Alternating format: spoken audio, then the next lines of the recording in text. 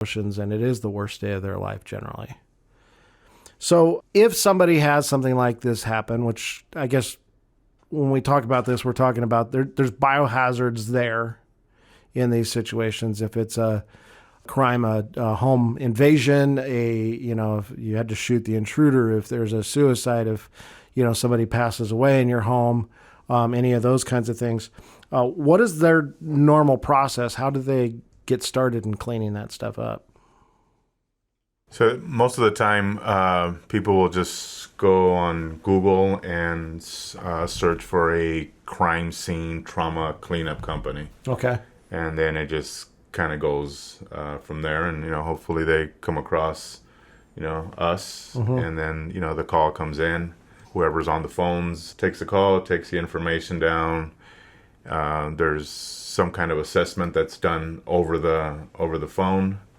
And then the call comes down to either Marty, Robert, or myself to see who's going to go out there and start the process and assess the job and see what's going to be done next. And a lot of times homeowners insurance does cover this, but you guys were saying not all the time do people actually use it. It just depends on the situation. A lot of times homeowners have no idea that their homeowner's insurance actually covers this, and that's something that's brought up in the initial phone call. And then just depending on the size of the job. Yeah, because sometimes it may make more sense to not have a claim and just pay it, or maybe, the deductible is so big that it's kind of a wash. But sometimes, people don't want to have that claim history as well. Yeah, it's always an assessment. We always see how big it actually is once we get there. And the other thing, too, is with the insurance, that people don't know is, I can't find my insurance. Because most of the time it's relatives that are coming in, and they have no idea where to look for the insurance. We just tell them, go right to the car, because normally the car and the home are wrapped together. Yeah, it's often bundled. Yeah. It makes it easiest, and you get some better deals that way. So once you guys come in, what is your process with because you guys aren't just diving in and getting right to work. What does that look like for your process with the homeowner or the relatives? Yeah, well, we talk with the homeowner and see how they're doing. Mm-hmm. Try to build a rapport first with they're just not a customer. Yeah. It's not like we're going to come out and do the roof or, so you pretty much build a rapport with the customer, and then see what they want us to do. Yeah, and most of the time we just let them know that we're professionals. We've done this a long time. We know what we're doing, and we just want to help them because, they see sometimes the prices and they get a little edgy. And we want them to know that, we care about them. Mm-hmm. And so we walk through the whole process with them. We go and see the scene. We take pictures for insurance and them. They need them. And we will actually call the insurance for them so they don't have to worry about it. Because they're going through a bad time, and sometimes they don't want to talk to other people. So we go in there, call the insurance, set that up, and then we tell them what's going to happen, what we're going to do next. And I found that, in that time frame, conversations are a little bit more difficult because people are in a fog. They're dealing with a situation they've never dealt with. For you guys, it's another Tuesday. Yeah, they don't teach you this in school. Yeah, and so people are, not only are they emotional about it, but they're also dealing with something that they had never given thought to. I think most people realize that after a crime, there is crime scene cleanup because you see it on the NYPD Blue or any of those kinds of things. There is a mess. It's got to get cleaned up. But I think that's where most people's brains stop. So what does the process of cleanup look like for you guys? Well, we go in there, like I said, all scenes are different, might be the same thing. So we just assess the scene itself, and we typically will go in there and we suit up, put our PPEs on, and we always start with what's closest. So we don't track bio to another part of the house. So obviously, if the majority of what happened is across the room, but there's residual in front of it, we always clean that up. And we take big items and we clean it and set it off to the side so it's not in the way or a chance of cross-contamination again. So, and then we just go to town on the epicenter. You know, if it's on a mattress, we have to cut the bio out of a mattress and put it in bio red bags that's taken to a medical waste facility. And so those red bags, it's costly to remediate. Yes, we have to keep them under a certain weight. And so they're like 32 gallon? 32 gallon.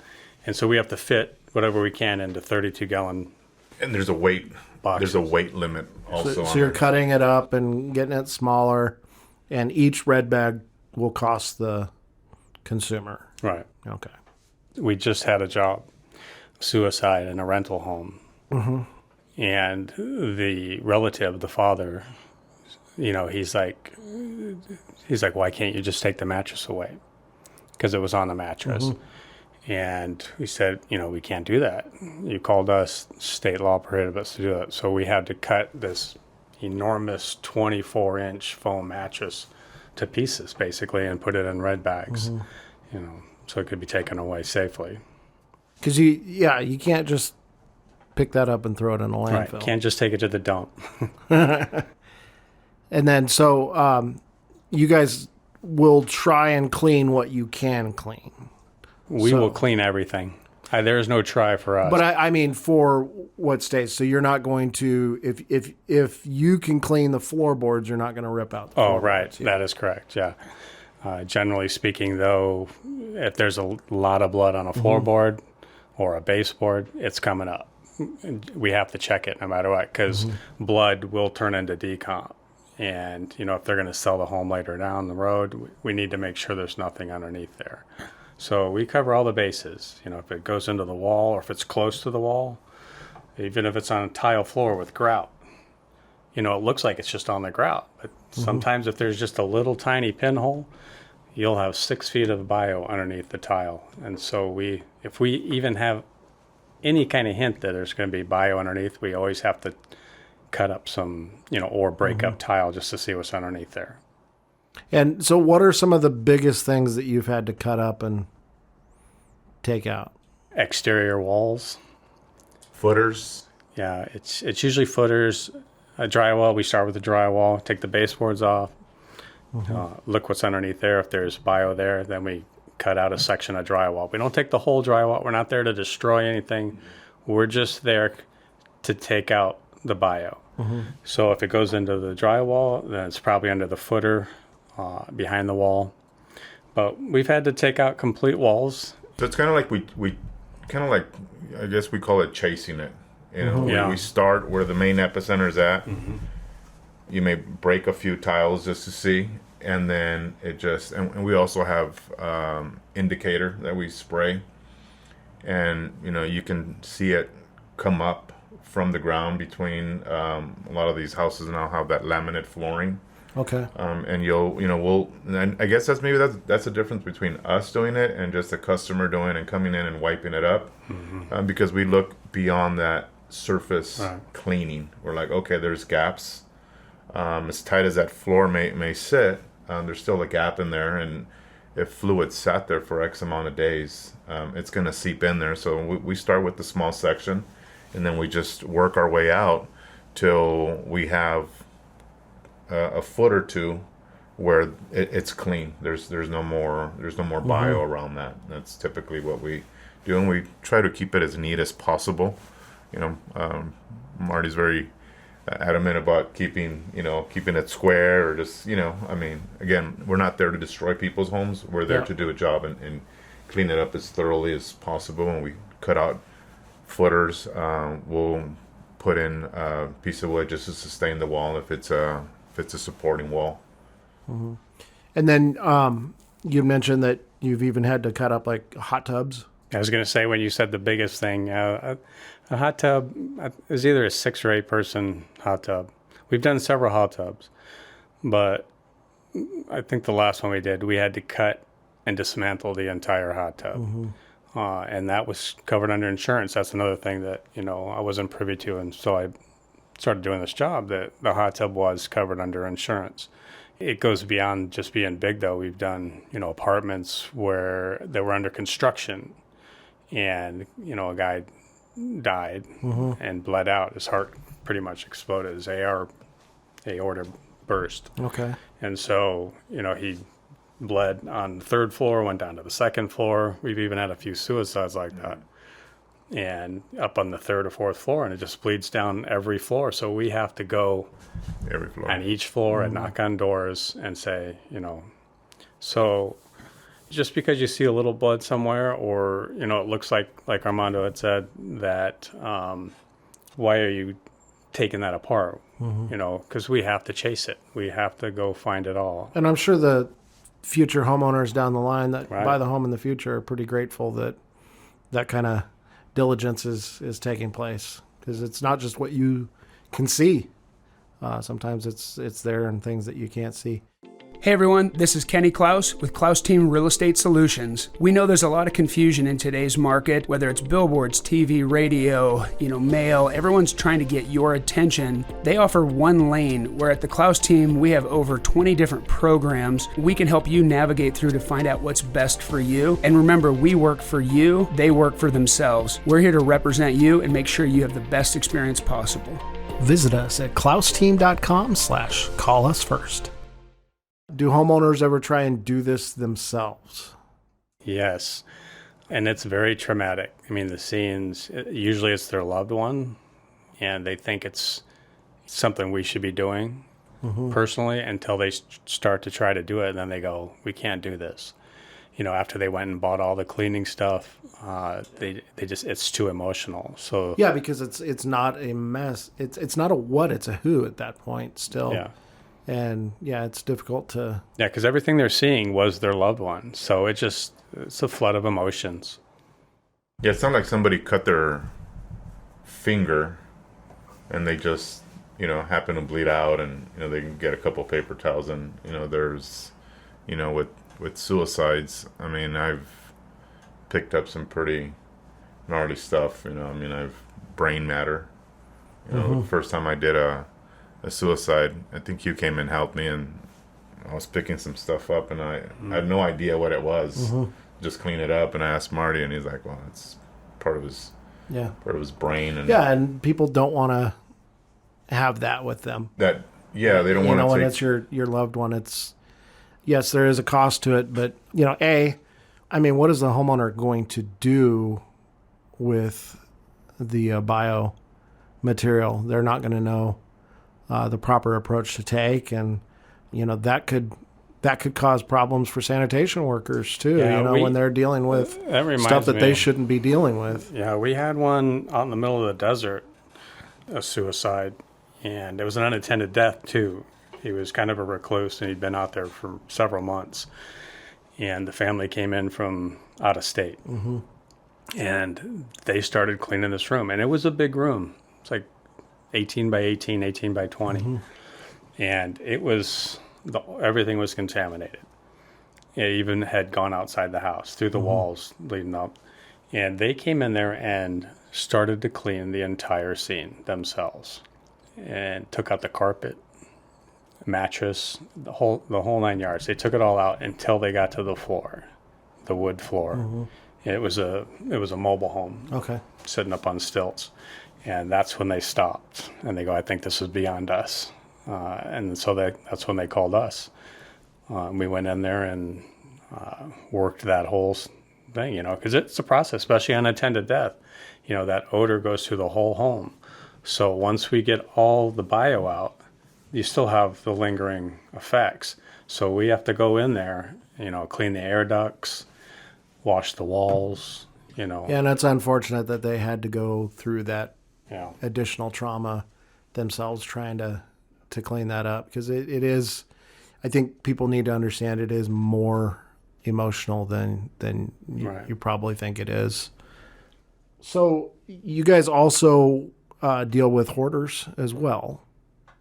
Yes, that is a big big part of our business, of our job. I think a lot of people will see the shows on TV and assume that when you guys show up, then you have a team of psychologists with you and that kind of thing. But you guys don't have the psychologist with you. No, we don't. We don't have an on-call psychologist. We have to do that ourselves, and that's part of the process. We're there not just to throw away their stuff. It's almost like a crime scene to them. Mm-hmm. And here we have perfect strangers coming in, and they think we're just going to throw away their stuff, even though a relative or they themselves called us. Mm-hmm. They don't want to part with their stuff, and so we have to sit with them and tell them we're not here to throw your stuff away. We're here to help you. And so it usually takes a couple days before they start giving in. I mean, we're still working their home to make a path so it's safe for them, but we're not there just chucking their stuff away. We treat them like family, and we always go to them and ask them if, what is the most sentimental thing for you? What do you want us to keep? And we always put them first and let them help us, actually. Put them in the middle of the epicenter and bring them mail and whatever they want us to, whatever they like the most. Everything goes to them until they finally, break free of that. Mm-hmm. So we let them pretty much help themselves. I think the way I look at it is we're there to make their house livable again. Yep. We're not there to just start chucking stuff in bags. I mean, sometimes the obvious is there, buildup of trash and just food containers and whatnot. That's sometimes the majority of it, Mm-hmm. I mean, I've did a house out in Paradise Valley. There was over 200 Barrow's boxes, the cat house. There was 13 dead cats, something like that. And there was boxes stacked 8 feet high. Wow. Up against the wall. But yeah, we're there to make their situation so they can live again, get rid of the obvious trash without upsetting them. Because they can be just like in the shows, they can get upset very, very easily. But yeah, we just we're there to help them, even though they don't think at first. And that's the whole building a rapport with them. Mm-hmm. Building that relationship. And then there's usually one of us that'll kind of sit with them and have to have one person at least sitting with them and going through maybe find a box of certain items, maybe some heirlooms or mail. Give them stuff to do, earn their trust. The Klaus team is different. With the Klaus team, you have someone on your side. Where you live and make memories is important. We have more unique strategies than anyone else to help you accomplish what matters most to you. We can help you with traditional real estate as well as other options such as our lease purchase programs. We can help you buy first then sell, and we can bring you instant offers. We're here to help our neighbors achieve the American dream and help them build wealth through home ownership. For more info or to start your home search, visit us online at klausteam.com. So how do you guys protect yourselves both physically and mentally in dealing with these kind of situations? All jobs different and they're all the same, but it's either PPEs, is that your... Yeah, PPEs. Yeah. And we wear full protective suits. Hoarding, sometimes we have to do that. But we deal with homes that have no AC here in Arizona, so it's 118 inside the house. And you've got a respirator on, you've got booties, you got head 2 sets covering, of gloves, and so and you're covering all your regular clothes as well. So that's got to get pretty toasty. It's bad. So it's usually we had one where we had a firefighter that worked with us, mm-hmm. and young kid, 6'2", 6'3", and me, and we had other people, but I'm just a crazy guy. I mm-hmm. just go to town on things, and so I said, and we had to walk 300 yards away, and it was on the second floor in the middle of the summer, and they had bed bugs, so we had to be in full gear. So I grabbed Nick and said, "You and me, everyone else just sit right here." And so I wanted to see how long it was going to take before we collapsed. So we started bagging stuff up because it was a hoarder in a bed bug infested apartment. And so we started hauling the stuff, and we lasted, so we had the youngest and we had the oldest. Mm-hmm. And we lasted about 15 minutes. Wow. Which is longer than I thought. because we were lugging 40, 50-pound bags 300 yards. So it's usually about 15 minutes work and 20 minutes, 30 minutes off in the middle of the summer. So that is another cost thing that has to be incorporated into the bill in the middle of the summer. And time, and people need to know that it does take a lot of time. Yeah, so we're under adverse situations sometimes, and most of it's because of PPE. You know, we just don't want to get contaminated with stuff, you know. And how do you guys deal with just, you know, keeping yourselves healthy mentally after seeing, you know, a lot of this stuff? I have no problem mentally. I'm already mental. I think because there's three of us. And I think between us three, the relationship that we all have, I think we do a pretty good job of decompressing and maybe just talking it out. This, you know, you said in the beginning, you know, we are pretty unique in what we do, and I don't think this job is for everyone. No. You know, it's something that you definitely, you know, can't take home and try to process. You know, it's one of those things you kind of gotta. That's a good thing. There's a phenomena in this business, and for me anyways, and I've seen it with others, maybe you, where I'll do a job and I'll completely forget about it the next day. Which probably healthy. Yeah, I've never been bothered by this job. Maybe I'm a lucky few, but I won't remember the next job because we get so many, and, you know, we'll have someone say, hey, do you remember the job over here? I said, no. Well, give me something specific about that job, because I won't remember it. Yeah. Yeah, in death scenes that I've been at, I'll remember some elements of it, but yeah, you're not sitting there focusing on the gore. It might have just been something interpersonal with a officer or firefighter or something like that.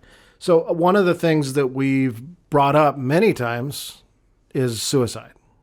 And a lot of this it's pretty traumatic to the folks that are left behind, especially when there's messes like these. And, we've just seen that over and over and over again, that, it's not just, that moment of pulling the trigger or hanging or whatever means that they've chosen there. There's residuals that their family has to deal with.